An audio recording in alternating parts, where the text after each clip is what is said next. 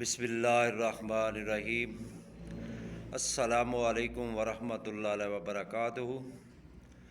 میں ہوں میاں علی۔ سب سے پہلے درود و سلام صلی اللہ علیہ حبیب ہی محمد وآلہ وصحبہ وبارک وسلم۔ بڑی سے بڑی مشکل ہو، پریشانی ہو، کاروبار میں رکاوٹ ہو، بسم اللہ الرحمن الرحیم کا عمل کریں، انشاءاللہ تعالی اللہ پاک آپ کی تمام مشکلیں آسان فرمائے گا۔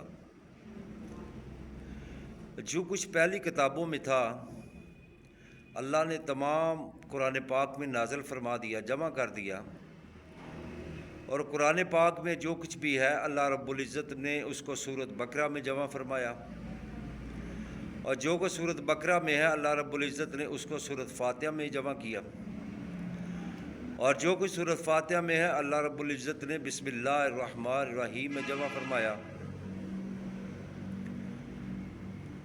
اور جو کوئی بسم اللہ الرحمن الرحیم کا عمل کرتا ہے عامل بھی بن سکتا ہے۔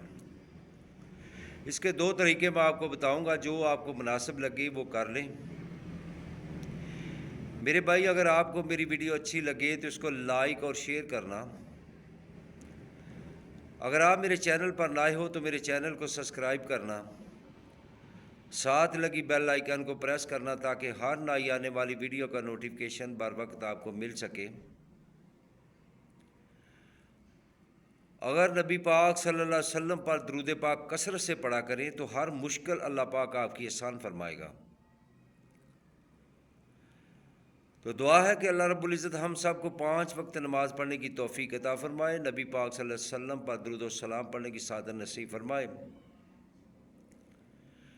بسم اللہ الرحمن الرحیم ایک مرتبہ پڑھنے سے 4000 نیکیاں ملتی ہیں، 4000 درجات بلند ہوتے ہیں، اور 4000 گناہ معاف ہو جاتے ہیں۔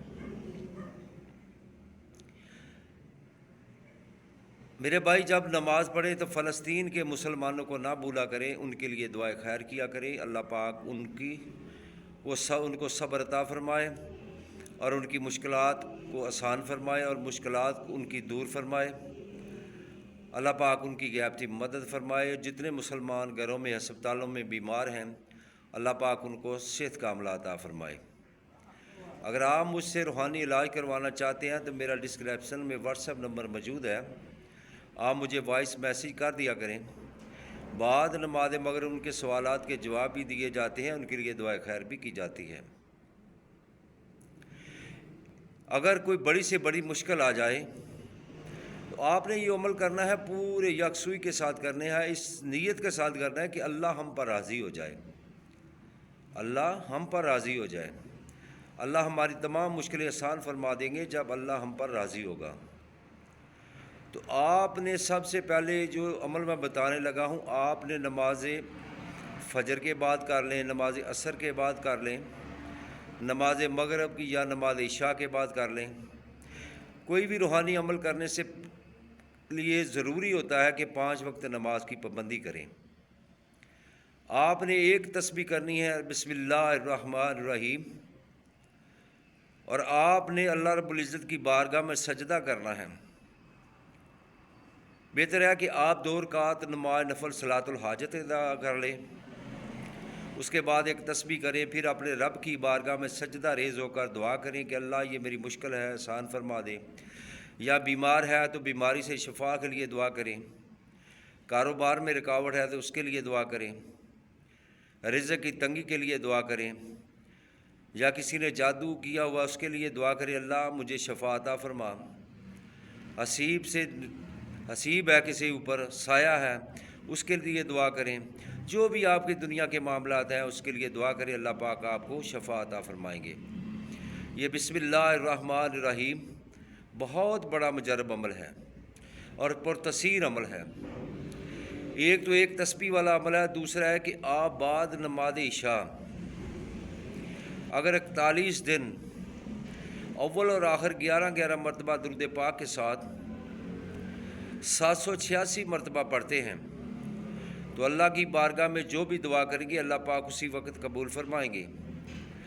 اگر کوئی بیمار ہے تو اس کو 11 مرتبہ بسم اللہ پڑھ کر پھر دم کیا کریں گے تو انشاءاللہ اس کو اللہ پاک شفا عطا فرمائیں گے۔